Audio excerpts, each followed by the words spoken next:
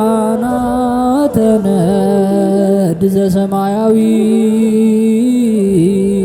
ማይፈድ በእንተ በግዑ እቀብዋ ነዛቲ ያዘድ።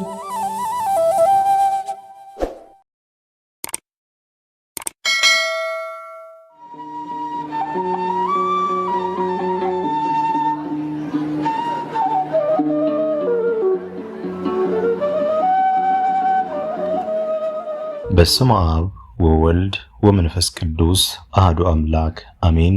ሰላም እንደምን ቆያችሁን? ውድ ሊቃናት ሚዲያ ቤተሰቦቻችን አሜን። የእግዚአብሔር ስሙ ከዘላለም እስከ ዘላለም የከበረ የተመሰገነ ይሁን። በዛሬው ቪዲዮ ይዘንላችሁ የቀረብነው ሚያዝያ 18 የሚነበብ ስንክሳር ሲሆን ለዚህ ቻናል አዲስ የሆናችሁ እህት ወንድሞቻችን ቻናሉን ሰብስክራይብ በማድረግ ቤተሰብ እንድትሆኑ ከወዲሁ የአክብሮት ግብዣችንን አቀረብን። ወደ ቪዲዮ እንሂድ። መልካም ጊዜ።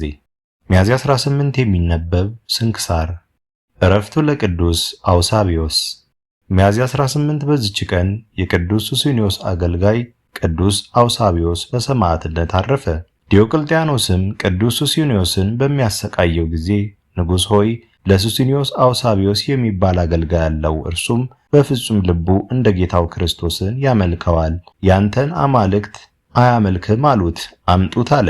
ወደ እርሱም በቀረበ ጊዜ ስለ ሃይማኖቱ ጠየቀው። እርሱም በክብር ባለቤት በጌታችን ኢየሱስ ክርስቶስ ታመነ። ንጉሥም ብዙ አባበለው፣ አማልክቶቹን ማምለክ በመተውም ገሰጸው። ቅዱሱም የእውነተኛ አምላክ የእግዚአብሔርን አምልኮ በመተው ንጉሡን መልሶ ገሰጸው። ስለዚህም ንጉሥ ቁጣውን ጨመረ፣ ራሱን በሰይፍ ይቆርጡ ዘንድ አዘዘ። ይህም ቅዱስ ከጌታው ከሱስንዮስ ቀድሞ የሰማዕትነትን አክሊል በመንግሥተ ሰማያት ተቀበለ።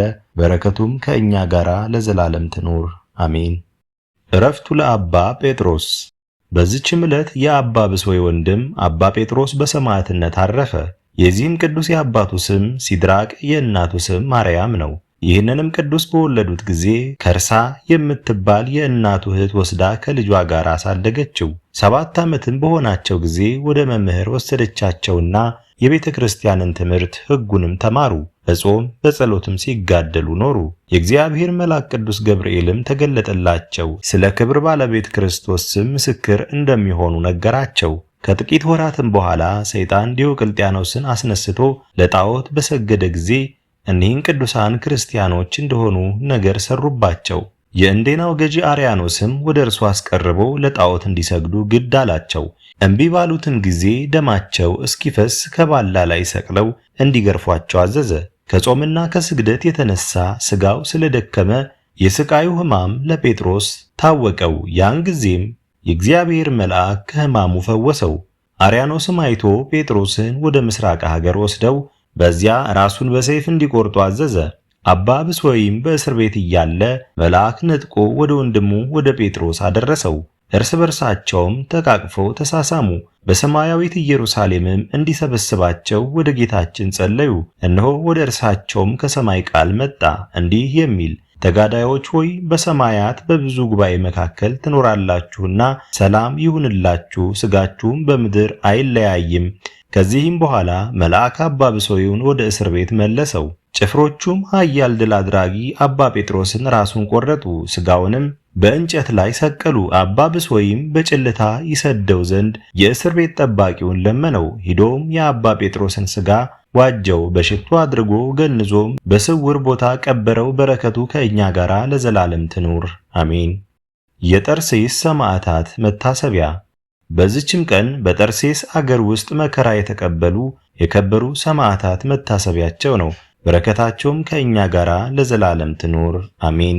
አስጀምሮ ላስፈጸመን ለልዑል እግዚአብሔር ክብር ምስጋና ይሁን መቼም ለዘላለሙ አሜን። ውድ የሊቃናት ሚዲያ ቤተሰቦቻችን ሚያዝያ 18 የሚነበብ ስንክሳር ወደ እናንተ አቀረብን። ይህን ይመስል ነበር። በቀጣይ በአዲስ ክፍል እስከምንገናኝ ድረስ እግዚአብሔር ቸር ያቆየን። መልካም ጊዜ